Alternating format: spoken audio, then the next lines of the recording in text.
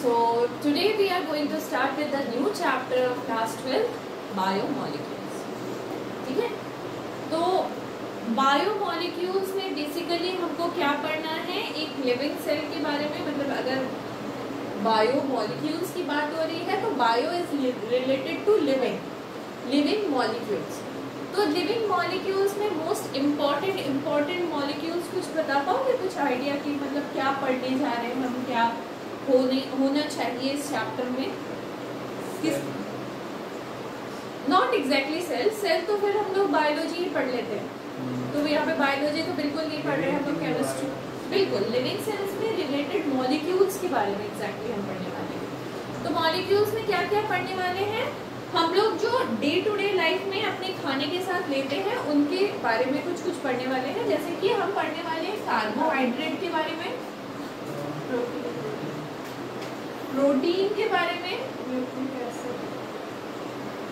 Lipids के बारे में, न्यूक्लिक एसिड के बारे में, और कुछ है बोलो, फैट्स के बारे में। तो बेसिकली हम ये 4 चीजों के बारे में ही इस चैप्टर में पढ़ने वाले हैं, carbohydrate, protein, lipids and nucleic acid. ठीक है, तो जो हमारा चैप्टर स्टार्ट होता है, तुम चैप्टर को स्टार्ट करोगे तो देखोगे चैप्टर स्टार्ट होता है कार्बोहाइड्रेट से। कुछ एग्जांपल दे सकते हो कार्बोहाइड्रेट का जो हम अपने खाने में लेते हैं?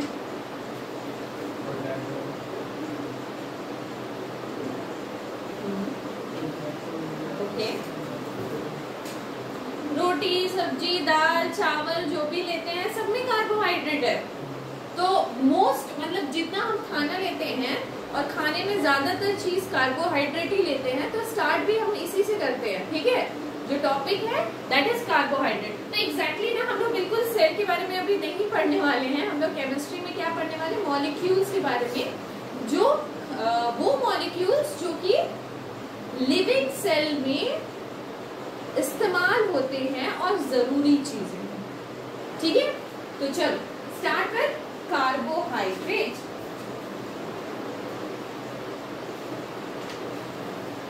ठीक है,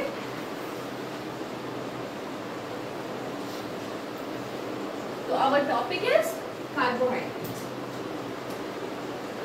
थोड़े फास्ट जाएंगे, कवर करने की कोशिश करेंगे जल्दी इस चैप्टर को। ठीक है, तो कार्बोहाइड्रेट अगर मैं बोलूं वो टर्म कार्बोहाइड्रेट मीन्स व्हाट, तो तुम क्या बोलोगे?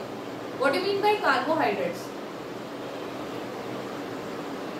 कार्बोहाइड्रेट्स तो हाइड्रेट्स ऑफ कार्बन है ना, तो कार्बोहाइड्रेट्स क्या है? हाइड्रेट्स ऑफ कार्बन है। सही बोला मैंने, है ना, इसीलिए इसका नाम क्या है, कार्बोहाइड्रेट। जनरल फॉर्मूला जो साइंटिस्ट ने इन्वेंट किया था, तो जनरल फॉर्मूला इसका था, क्या होना चाहिए तुम बताओ, क्या होना चाहिए? कार्बन होना चाहिए। कार्बन कितने नंबर होना चाहिए हमको नहीं पता, कितने भी नंबर हो सकता है ना, X। और क्या होना चाहिए? हाइड्रेट। हाइड्रेट मतलब H2O। H2O के कितने मॉलिक्यूल होने चाहिए नहीं पता, Y। तो जनरल फॉर्मूला इज दिस। ठीक है, रटने की जरूरत नहीं, बिल्कुल नहीं। अगर हाइड्रेट्स ऑफ कार्बन का पता हो तो रटने की जरूरत नहीं। ठीक है, ये था मतलब एंशिएंट जनरल फॉर्मूला। और आगे जैसे जैसे स्टडी होती गई, मतलब कार्बोहाइड्रेट के बारे में और जानते गए लोग, तो पता चला क्या कि इस फॉर्मूला इज नॉट इम्पोर्टेंट। मतलब कुछ ऐसे कार्बोहाइड्रेट है जो इस फॉर्मूले में फिट होते हैं, कुछ ऐसे कार्बोहाइड्रेट है जो इस फॉर्मूले में नहीं फिट होते हैं, और कुछ ऐसे दूसरे मॉलिक्यूल्स हैं जो इस फॉर्मूले में फिट हो जाते हैं। क्या बोला मैंने? This is not the exact formula. ये क्या है? जस्ट अ फॉर्मूला, जिससे तुमको पहले एंशिएंट टाइम में बताया गया था कि अच्छा ये फॉर्मूला दिखे तो कार्बोहाइड्रेट है। अगर मैं एग्जांपल दूं, जैसे कि एसिटिक एसिड का CH3COOH है ना, एसिटिक एसिड। ठीक है, अगर मैं इस फॉर्मूले में फिट करने की कोशिश करूं तो क्या है? C2 है, H2O कितना है? 3 4 2, तो 2 ऐसे लिख सकती हो ना मैं इसका फॉर्मूला। तो ये तो इस फॉर्मूले में फिट हो गया, तो मतलब इसको कार्बोहाइड्रेट होना चाहिए था ना। बट ये है क्या, कार्बोहाइड्रेट है क्या? नहीं, ये क्या है, एसिटिक एसिड। समझ आया? तो this formula is not correct. ऐसा कोई मतलब कंपाउंड बता सकते हो जो एग्जैक्टली इस फॉर्मूले में फिट हो जाए, जो कार्बोहाइड्रेट भी हो फॉर्मूले में भी फिट हो जाए? सबसे मोस्ट कॉमन कार्बोहाइड्रेट क्या जानते हो, बचपन से पढ़ के आए होगे, ग्लूकोज, है ना? क्या पढ़े हो?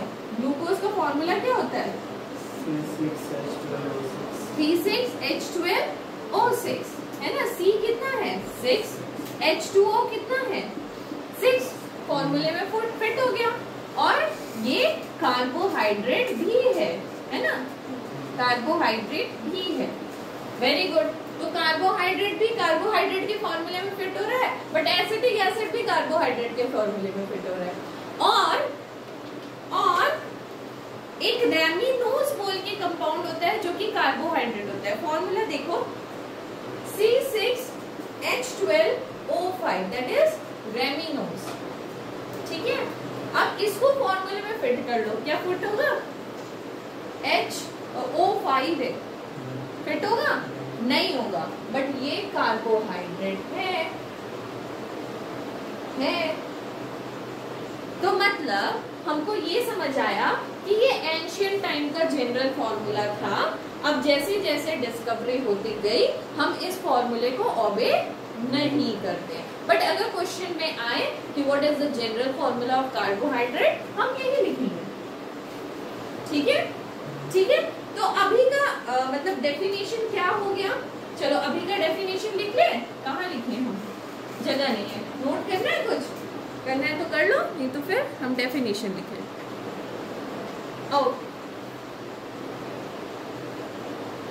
तो आज का मॉडर्न डेफिनेशन क्या होना चाहिए?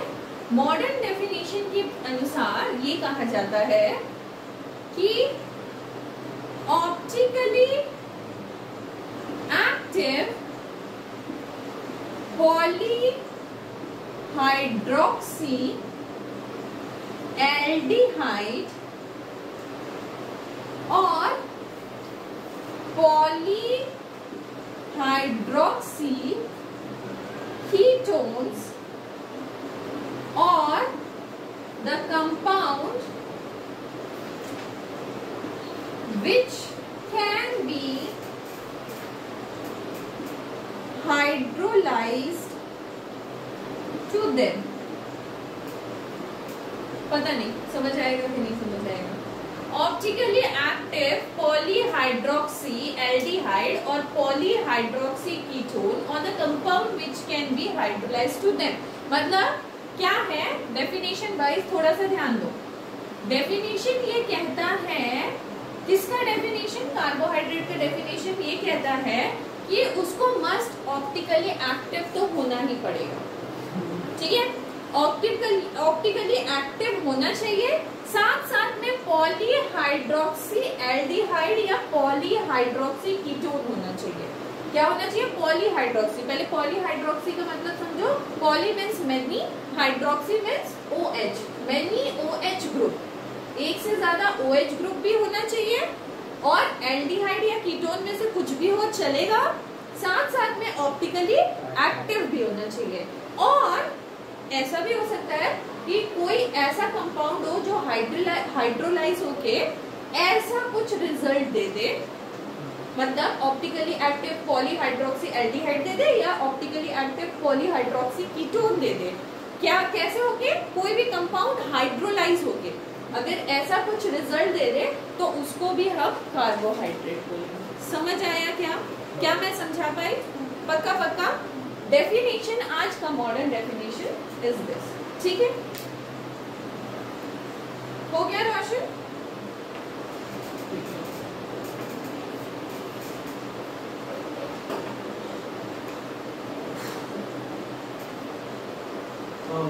हो गया ना?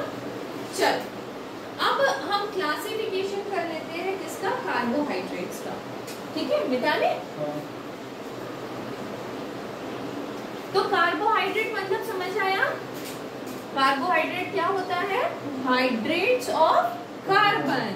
बट हाइड्रेट्स ऑफ कार्बन के साथ साथ क्या होना चाहिए, उसको ऑप्टिकली एक्टिव भी होना चाहिए, पॉलीहाइड्रोक्सिल ग्रुप भी होना चाहिए, साथ साथ में कीटोन या फिर एल्डिहाइड भी होना चाहिए, या फिर कोई एक ऐसा कंपाउंड जो कि हाइड्रोलाइसिस होके कि पॉलीहाइड्रोक्सी कीटोन या पॉलीहाइड्रोक्सी एल्डिहाइड बनाना चाहिए और ऑप्टिकली एक्टिव होना चाहिए।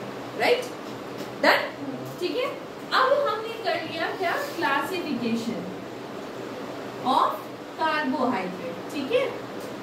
तो क्लासिफिकेशन का पहला क्लासिफिकेशन है कि अगर मैं ऐसे लिखूं कि कार्बोहाइड्रेट को मैं 3 तरह से बोल सकती हूँ। कैसे, मैं उसको बोल सकती हूँ मोनोसैकेराइड, मैं उसको बोल सकती हूँ डाइसैकेराइड, मैं उसको बोल सकती हूँ पॉलीसैकेराइड। ये तीनों ही टाइप्स किसके हैं, कार्बोहाइड्रेट के। अब ध्यान से सुनो, ये है क्या एग्जैक्टली, मोनो मीन्स एक, ठीक है। अगर तुम मोतियों की माला बना रहे हो और उसमें एक मोती है तो माला बनेगा, नहीं बनेगा ना, तो ब्रांचिंग और कुछ है ही नहीं, मतलब एक सैकेराइड अगर है उसमें तो हम उसको मोनोसैकेराइड बोलेंगे। मतलब इसमें कितना यूनिट होगा, ओनली 1 यूनिट, समझ आया, ठीक है। तो ओनली 1 यूनिट होगा, तो हमारा जो फॉर्मूला था जनरल फॉर्मूला, उसके हिसाब से क्या होगा, C1 ही होगा, और तो C नहीं होगा, बट H2O कितना भी हो सकता है, बट यूनिट कार्बन का तो 1 समझ आ गया, ठीक है। एग्जाम्पल के रूप में क्या होगा, एग्जाम्पल के रूप में तुम बोल सकते हो glucose is a simple sugar, है ना, ग्लूकॉन डी आके हम घर पे पीते हैं बाहर से घूम के आने के बाद, ताकि इंस्टेंट एनर्जी मिले, क्योंकि और वो हाइड्रोलाइज तो होगा ही नहीं, टुकड़े तो होंगे इसके, टुकड़े तो बिल्कुल नहीं होंगे, एक मोती का और कितना टुकड़ा कर लोगे, पत्थर मार लिया, नहीं पत्थर नहीं मारने हैं, ठीक है। तो ग्लूकोज, ठीक है, और क्या, फ्रुक्टोज, ठीक है, और क्या, राइबोज, ये सब हो गए क्या तुम्हारा monosaccharide and can not be hydrolysed further. हम बोल सकते हैं ना, can not be hydrolysed further, can not be hydrolysed further, right, clear है। अब डाइसैकेराइड क्या होता है कि अगर मोनोसैकेराइड मतलब मोतियों की माला बना रहे हो, तो 2 से लेकर 10 मोतियों की अगर तुम माला बना, कितना, 2 से लेकर 10 मोतियों, मोतियों मतलब क्या था, ये एक मोती था, तो 2 से लेकर 10 मोनोसैकेराइड्स को अगर तुम जोड़ दो, तो जो हमारा रिजल्टेंट आएगा वो क्या मिलेगा हमें, डाइसैकेराइड, ठीक है। इसका हाइड्रोलाइसिस हो सकता है क्या, बताओ बताओ, कैन बी हाइड्रोलाइज्ड, टूट सकता है क्या, ठीक है। कैसे तोड़ेंगे, पानी का छींटा मार के हाइड्रोलाइज करेंगे ना, तो पानी का छींटा मारेंगे और 2 अगर मोती होंगे तो 2 अलग अलग मोनोसैकेराइड होगा, अगर 8 मोती होंगे तो 8 अलग अलग मोनोसैकेराइड होगा, है ना, तो कैन बी हाइड्रोलाइज्ड, समझ आया, ठीक है, ये हाइड्रोलाइज्ड हो सकते हैं, ठीक है। इसका जनरल फॉर्मूला है C6H10O5N, ठीक है। और एग्जाम्पल में तुम ले लो सुक्रोज, माल्टोज एक्सेट्रा, ठीक है, धीरे धीरे सब समझ आएगा, ठीक है, समझ आ गया, ओके। पॉली मीन्स होता ही है मैनी, तो कितना मैनी, अगर तुम 100 मोतियों से 3000 मोतियों की माला बना रहे हो, कैसा, n नंबर कितना है, 100 से लेकर 3000 मोतियों की माला बना रहे हो,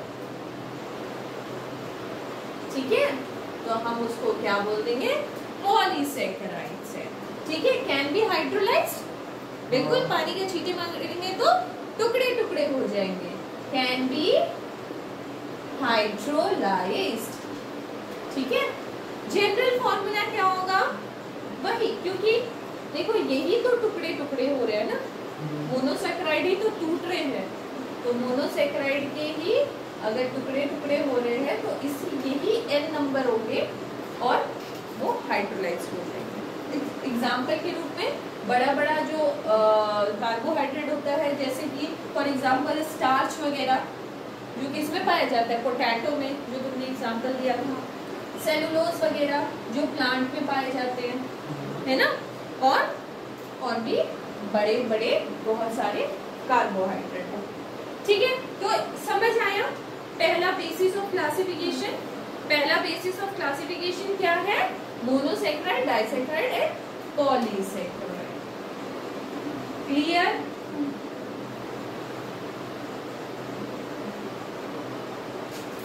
ओके, अब दूसरा basis of classification is sugar है कि नॉन शुगर है। ठीक है, second basis of classification sugar and non sugar.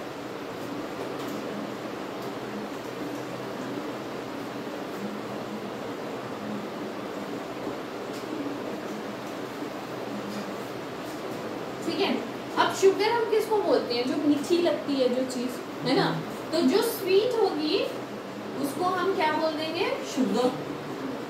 जो स्वीट नहीं होगी, जो स्वीट नहीं होगी हम उसको बोल देंगे नॉन शुगर।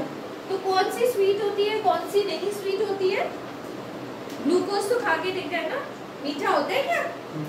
है ना, मीठा होता है ना, तो ग्लूकोज का तो एग्जाम्पल हमको बढ़िया से पता है। तो वी कैन से कि मोनोसेक्राइड वगैरह या डाइसेक्राइड वगैरह जो होती है वो क्या होती है? स्वीट होती है। And we also taste potato, है ना, पोटैटो का जो वो काटने से जो लिक्विड लिक्विड निकलता है उसको कभी टेस्ट करना, मीठा होता है क्या? होता है? बिल्कुल नहीं होता बेटा, बिल्कुल नहीं होता। ठीक है, कभी पोटैटो को काटना और पोटैटो तो ऐसे साथ मीठा ही होता है, मीठा तो नहीं होता, मीठा होता है क्या? टेस्ट नहीं किया, अच्छा पोटैटो खाना पड़ेगा उसके लिए, है ना। तो एक्चुअली में उससे जो लिक्विड लिक्विड निकल रहा है दैट इज स्टार्च, है ना। और पेड़ को भी तोड़ के देखो, उसमें से जो लिक्विड निकल रहा है ऑफ कोर्स वो भी मीठा नहीं होगा, सेलुलोज। ठीक है, तो जो मीठी नहीं है, मतलब ये स्टार्च और सेलुलोज क्या हो गया? ये तो पॉलीसेक्राइड हो गया, बड़ा मॉलिक्यूल, है ना। तो वी कैन से कि पॉलीसेक्राइड्स जो होते हैं वो नॉन स्वीट होते हैं, नॉन शुगर होते हैं। ठीक है, ठीक है, तो जो स्वीट होते हैं उनको बोल देंगे शुगर और जो नॉन स्वीट होते हैं वो नॉन शुगर। ठीक है, तो अगर आपको नहीं पता है तो आज आलू काटेंगे और टेस्ट करके देखेंगे इसको। ठीक है, मीठी है कि नहीं? ठीक है, क्लियर? सेकंड क्लासिफिकेशन में आई थिंक क्लियर है ना।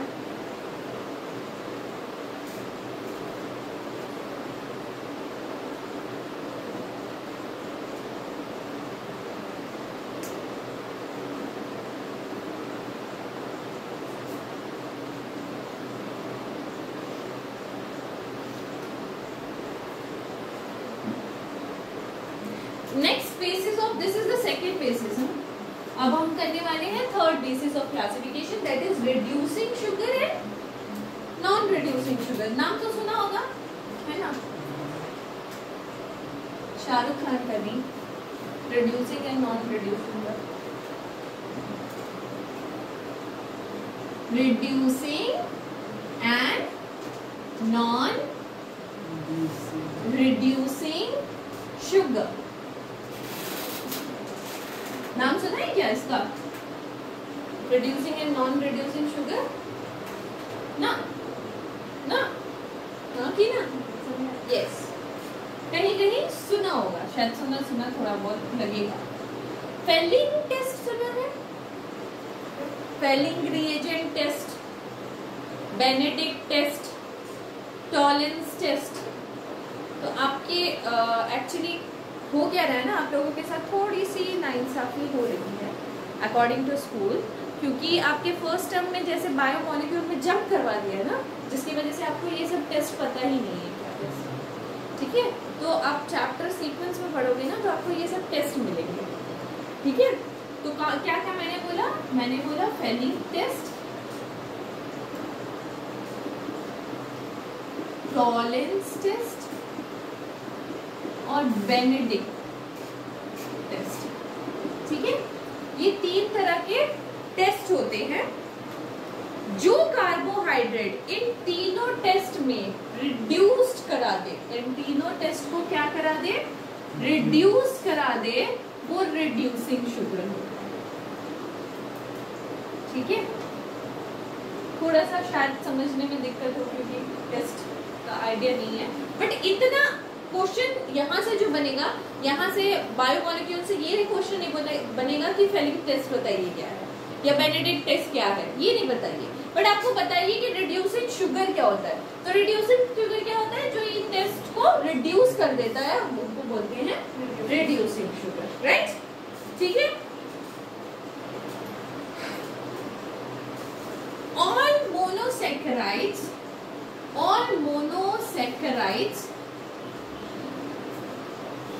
चाहे वो एल्डोज हो या फिर कीटोज हो, है ना, हमने पहले पढ़ा ना एल्डोज और कीटोज के बारे में, तो चाहे वो एल्डोज हो या फिर कीटोज हो, वो क्या होंगे, रिड्यूसिंग होंगे।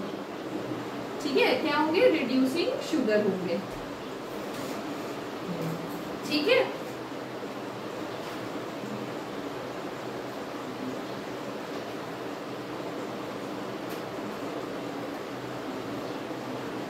और डाइसैकेराइड में क्या होगा, डाइसैकेराइड में अगर एल्डोज और कीटोज का बॉन्डिंग होगा ना, मतलब एल्डोज में बॉन्डिंग होगा या कीटोज में बॉन्डिंग होगा, तो बॉन्डिंग की वजह से वो क्या हो जाएंगे, नॉन रिड्यूसिंग हो जाएंगे। ठीक है, बिकॉज ऑफ बॉन्डिंग। ठीक है, अभी तुमको थोड़ा सा ये मतलब अटपटा सा लग रहा होगा, मुझे पता है। ठीक है,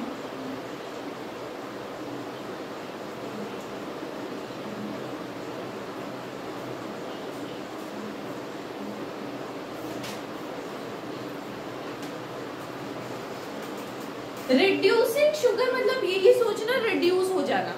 जो रिड्यूस हो जा रहे हैं वो रिड्यूसिंग शुगर है, जो रिड्यूस नहीं हो पा रहे, रिड्यूस कब नहीं हो पाएंगे, जब बॉन्डिंग बहुत अच्छी होगी, जब तगड़ी वाली बॉन्डिंग होगी तब रिड्यूस नहीं हो पाएंगे, तो वो नॉन रिड्यूसिंग बन गए। अगर मान लो कोई फंक्शनल ग्रुप फ्री है तो वो इजीली रिड्यूस हो सकता है क्या, बिल्कुल हो सकता है। तो फ्री फंक्शनल ग्रुप यहाँ भी दिखे तुमको, वो क्या होगा, वो हो जाएगा रिड्यूसिंग शुगर। ठीक है,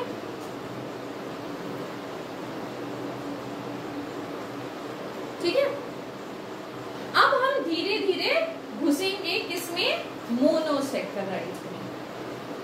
ठीक है, मोनोसैकेराइड मतलब क्या, एक मोती, है ना, एक से ज्यादा मोती नहीं है। ठीक है,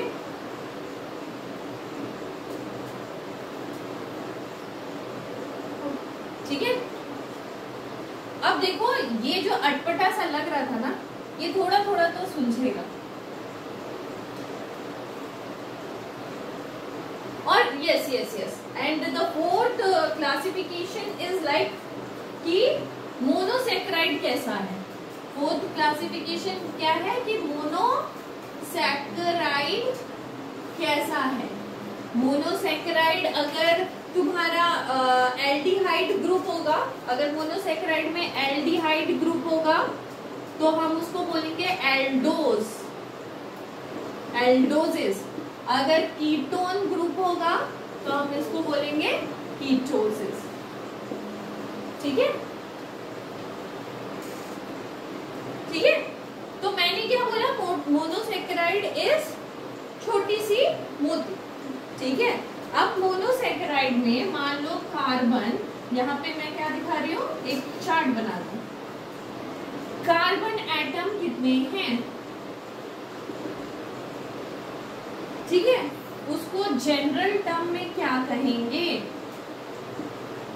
और अगर वो एल्डिहाइड है या कीटोन है तो क्या कहेंगे। ठीक है, मान लो कार्बन एटम 3 है, एक तो मोनो, 2 तो डाई, 3 तो ट्रायोस, क्या बोलेंगे, ट्रायोस। अगर एल्डिहाइड ग्रुप प्रेजेंट है तो एल्डो ट्रायोस, क्या बोलेंगे, एल्डो ट्रायोस। अगर कीटोन ग्रुप प्रेजेंट है तो कीटोस ट्रायोस, कीटो ट्रायोस, राइट। 4 है तो क्या बोलेंगे,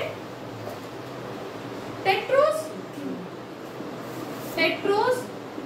एल्डिहाइड को एल्डोटेट्रोस एंड कीटो को कीटोटेट्रोस। 5 है तो पेंटोस, 6 है तो हेक्सोस, 7 है तो हेप्टोस।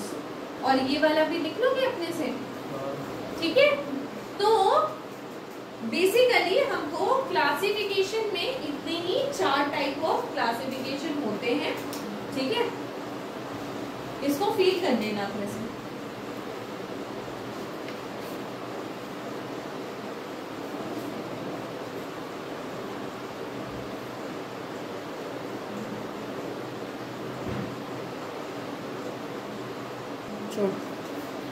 ओके, तो पहले हमने देखा कि कार्बोहाइड्रेट कैसा है, मोनोसेक्राइड है, डाइसेक्राइड है, पॉलीसेक्राइड है।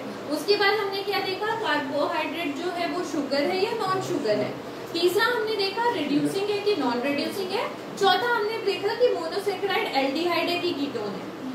अब जब साइंटिस्ट को ना पता नहीं था कि what is the structure of glucose exactly, तो उन्होंने क्या किया, प्रिपरेशन ऑफ ग्लूकोज करना स्टार्ट किया और उससे फाइंड आउट किया कि स्ट्रक्चर कैसा है। देखो धीरे धीरे देखोगे सब समझ आएगा। तो हेडिंग है प्रिपरेशन ऑफ ग्लूकोज। अभी ना साइंटिस्ट को मान लो ये सब जो क्लासिफिकेशन है ना, ये सब पता ही नहीं है। ऐसे चलेंगे हम कि ये सब कुछ हमको पता ही नहीं है और हमको क्या पता करना है, ग्लूकोज का स्ट्रक्चर। तो हम क्या कर रहे हैं, प्रिपरेशन ऑफ ग्लूकोज।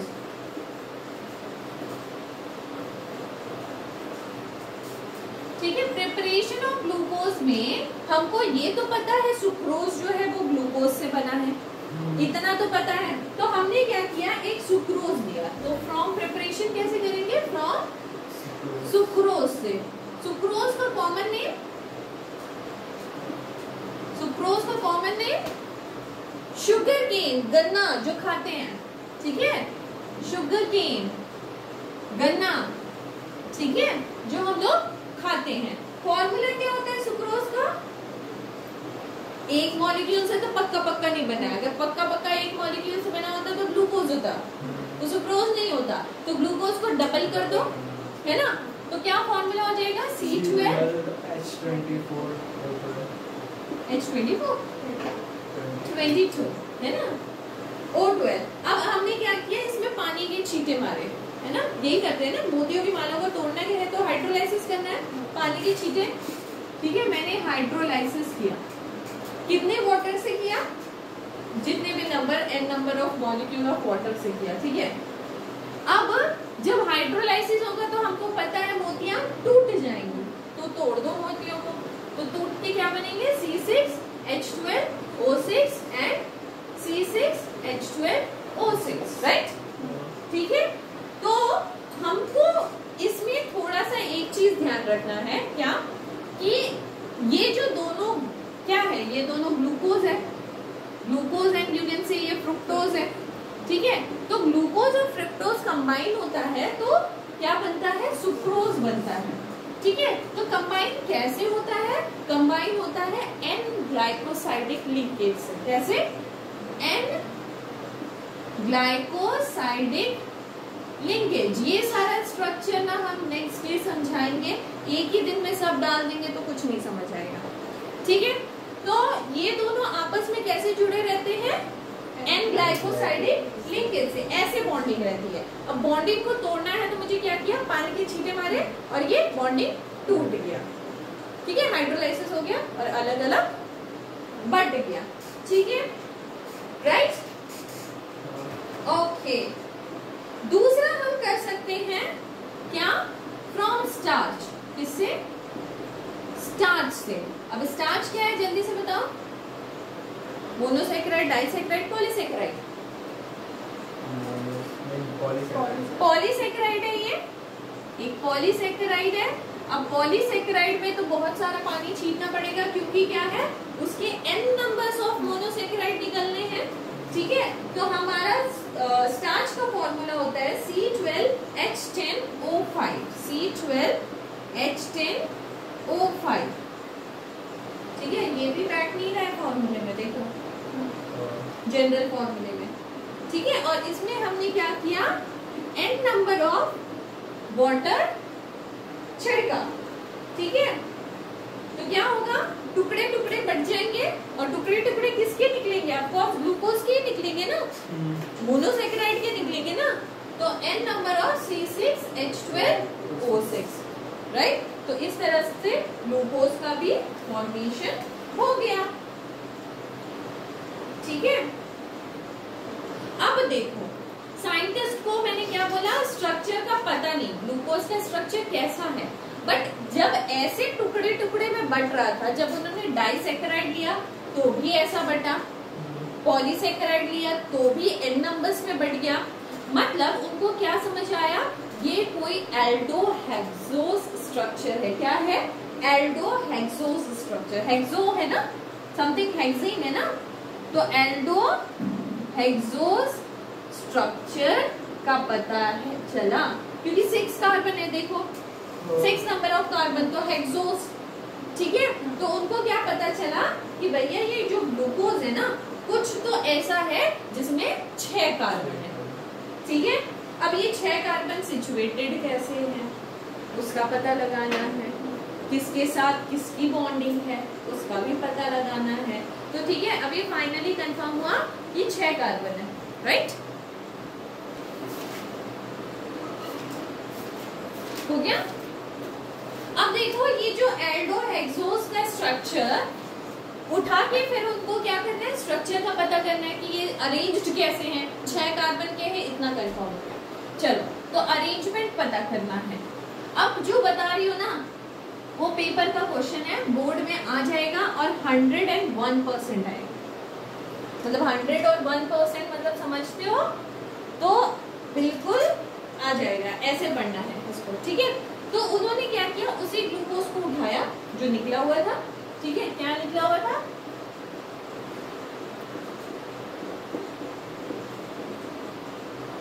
ये हमको पता नहीं है अभी, हमको पता है कि हमने उस ग्लूकोज को उठाया। ठीक है, स्ट्रक्चर हमको नहीं पता। ठीक है, और इसको क्या किया, HI के प्रेजेंस में प्रोलॉन्ग हीटिंग किया। प्रोलॉन्ग हीटिंग मतलब लंबे समय तक हीटिंग। जैसे ही लंबे समय तक हीटिंग किया ना, तो ये जो स्ट्रक्चर है ना, वो एक चेन बना दिया। कैसे चेन बना दिया, चलो दिखाते हैं। 1 2 3 4 5 6। ठीक है, प्रोलॉन्ग्ड मतलब एक चेन बना दिया। किसका चेन बनाया, एन हेक्सेन का। ये एन हेक्सेन है ना, तो ये ऐसा चेन बन गया।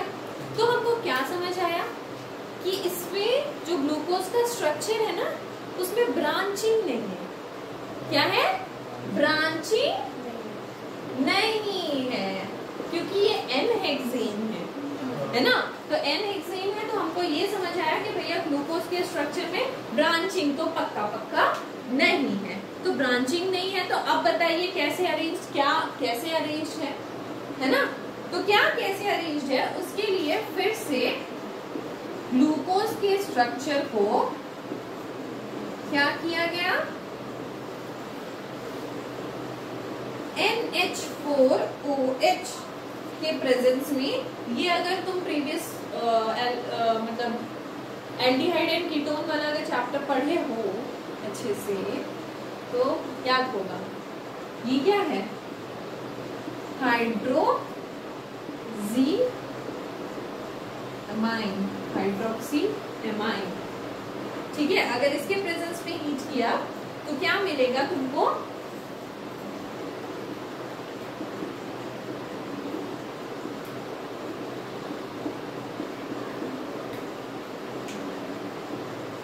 ठीक है, प्रीवियस चैप्टर में सब दिया हुआ है। ठीक है, इस स्ट्रक्चर को हम क्या कहते हैं? ऑक्सीनी। ठीक है, यहाँ से तुमको समझना कुछ नहीं है, ध्यान रखना है। ठीक है, क्या पहले तो हमने इसको HI के साथ प्रोलॉन्ग हीटिंग किया तो N-हेक्सेन का चेन निकल गया। उसके बाद जब मैंने ग्लूकोज को हाइड्रोक्सी एमाइन के प्रेजेंस में हीट मतलब रिएक्ट करवाया तो मुझे ऑक्सीमीन निकल गया। तो ऑक्सीमीन क्या है? ऑक्सीमीन में एक कार्बोनाइल ग्रुप है, कार्बोनाइल ग्रुप है, कार्बोनाइल ग्रुप है। तो उससे क्या पता चला? जो ग्लूकोज का स्ट्रक्चर है ना उसमें एक कार्बोनाइल ग्रुप भी है। क्या ग्रुप? क्या कार्बोनाइल ग्रुप है? एल्डोज है या कीटोज है उसका नहीं पता चला। ठीक है, तो हमको इससे क्या पता चला कि एल्डोज या कीटोज में से कोई एक ग्रुप तो पक्का है, मगर क्या है एग्जैक्टली अभी तक नहीं पता चला। ठीक है, उसके बाद इसका और एक हीटिंग मतलब प्रोसेस करवाया गया। इसको ऐसे तो करवाया गया, साथ साथ में HCN के साथ भी रिएक्ट कराया गया। तो इसका रिजल्टेंट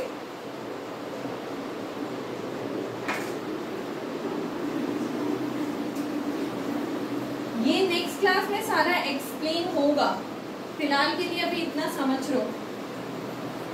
साइनोहाइड्रीन बोलते हैं इसको, साइनोहाइड्रीन। स्ट्रक्चर समझ आ रहा है? ठीक है, साइनोहाइड्रीन। तो इसमें भी कार्बोनाइल ग्रुप है। तो कार्बोनाइल ग्रुप का प्रेजेंस इस मतलब ये वाले एक्सपेरिमेंट से क्या पता चला कि कार्बोनाइल ग्रुप है। तो पहला हमको क्या पता चला था? 6 कार्बन का चेन है। दूसरा हमको पता चला था जो चेन है उसमें ब्रांचिंग नहीं है। तीसरा हमको पता चला कि कार्बोनाइल ग्रुप प्रेजेंट है। ठीक है, एल्डिहाइड एंड कीटोन कुछ पता है? नहीं। कुछ भी नहीं पता है ना? तो बस वही एक दिक्कत आ रही है।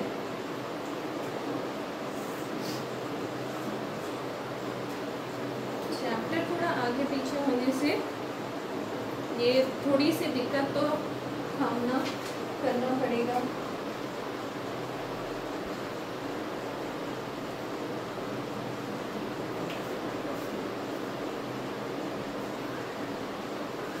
ये जो बता रहे हैं एकदम मतलब इम्पोर्टेंट, इसमें से 101% क्वेश्चन बनता है। ठीक है,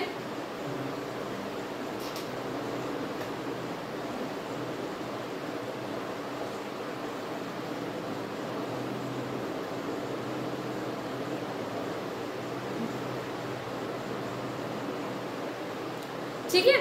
अब क्या होता है कि ये एल्डी, मान लो एल्डिहाइड ग्रुप प्रेजेंट है, हमको तो पता नहीं ना एल्डिहाइड है कि कीटोन है। तो एल्डिहाइड ग्रुप माइल्ड ऑक्सीडेशन करने से ना ऑक्सीडाइज्ड हो जाता है। क्या बोला मैंने? एल्डिहाइड ग्रुप माइल्ड ऑक्सीडेशन में ऑक्सीडाइज्ड हो जाता है, बट कीटोन ग्रुप को विगरस ऑक्सीडेशन चाहिए होती है। तो ये दिस इज अ तरीका जिससे हमको पता चल सकेगा कि ये एल्डोज शुगर है कि कीटोज शुगर है। ठीक है, अब चलो फिर से हमने क्या किया, ग्लूकोज को उठाया और उसको क्या किया, माइल्ड ऑक्सीडेशन किया। किसके प्रेजेंस में माइल्ड ऑक्सीडेशन किया? Br2 के प्रेजेंस में माइल्ड ऑक्सीडेशन किया। जैसे ही माइल्ड ऑक्सीडेशन किया हमने, तो यहाँ पे क्या हुआ, ये CHO जो है ना वो ऑक्सीडाइज हो गया, ऑक्सीडाइज हो गया। देखो ऑक्सीडाइज हुआ क्या? ठीक है, तो अब क्या बोलोगे यहाँ पे, अगर ऑक्सीडाइज्ड हो गया तो एल्डिहाइड है ना? ठीक है। अब नेक्स्ट क्वेश्चन तो तुमसे बनेगा, क्योंकि अल्कोहल, फिनॉल एंड ईथर अभी पढ़ के रहे हैं। ठीक है, मिटाएं इसको नीचे वाला। ओके,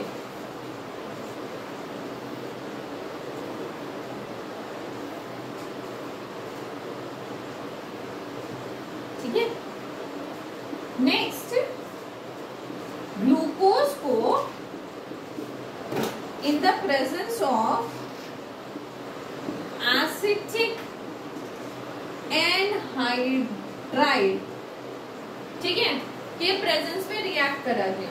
अब बताओ, जब अल्कोहल को एनहाइड्रेट के प्रेजेंस में रिएक्ट कराते थे तो उस प्रोसेस को क्या बोलते हैं? अल्कोहल, फिनॉल एंड ईथर का क्वेश्चन है। OH ग्रुप को, अल्कोहल को जब एनहाइड्रेट के साथ रिएक्ट कराते थे तो उसको क्या बोलते थे?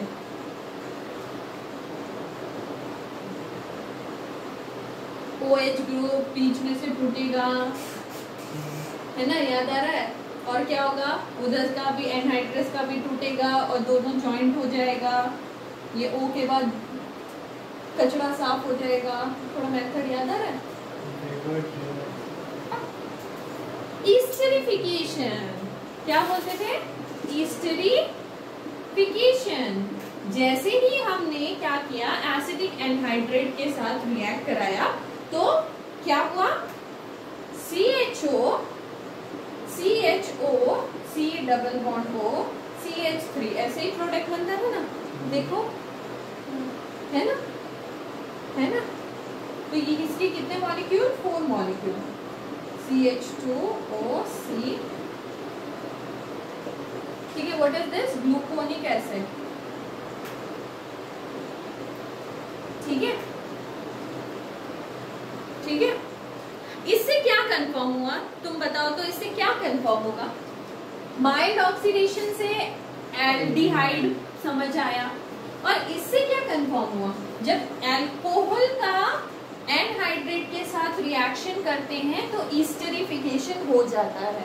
मतलब यहाँ पे अल्कोहल ग्रुप है तभी ईस्टरिफिकेशन हुआ है, अदरवाइज ईस्टरिफिकेशन नहीं होता। मतलब यहाँ पे अल्कोहल ग्रुप भी है। स्ट्रक्चर धीरे धीरे खुल रहा है, समझ आ रहा है? ठीक है, मतलब यहाँ पे अल्कोहल ग्रुप भी है। तो पहला हमको क्या पता चला? हमको पता चला ये 6 कार्बन है। दूसरा हमको पता चला ये ब्रांचिंग है। तीसरा हमको पता चला यहाँ पे कार्बोनिल ग्रुप है। कार्बोनिल ग्रुप में हमको ये भी पता चला एल्डिहाइड ग्रुप है। उसके बाद हमको पता चला कि यहाँ पे 5 अल्कोहल भी है। कितने अल्कोहल है? 5 अल्कोहल। देखो, 4 यहाँ, 1 यहाँ, है ना? इन दोनों जगह पे ईस्टरिफिकेशन हुआ ना। जब दोनों जगह पे ईस्टरिफिकेशन हुआ मतलब 5 अल्कोहल ग्रुप है। अब तुमको क्या स्ट्रक्चर समझ आया? स्ट्रक्चर बना क्या? देखो, 6 कार्बन का चेन, 3, 4, 5 एंड 6 कार्बन का चेन। और 6 कार्बन में क्या है? एक एल्डिहाइड ग्रुप है। तो एक एल्डिहाइड ग्रुप तो बाहर की तरफ ही रहते हैं ना, लास्ट ब्रांचिंग में फंक्शनल ग्रुप एकदम लास्ट में रहेगा। ठीक है, और क्या है? 5 अल्कोहल ग्रुप है। तो 5 अल्कोहल ग्रुप है तो लगा दो इसमें, ये OH होगा तो इधर भी एक हाथ आएगा H। ठीक है,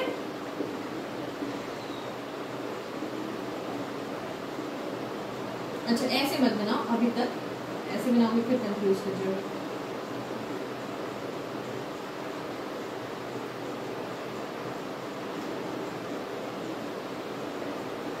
समझ आया? ठीक है, तो aldehyde group confirm, 5 OH group भी कंफर्म। तो ये मिल गया हमको किसका स्ट्रक्चर? ग्लूकोज का। Finally we got the structure of glucose. समझ आया ग्लूकोज का स्ट्रक्चर कैसे मिला? ठीक है, यहां से और एक क्वेश्चन बनता है, ये हम लोग नेक्स्ट क्लास में कवर करते हैं।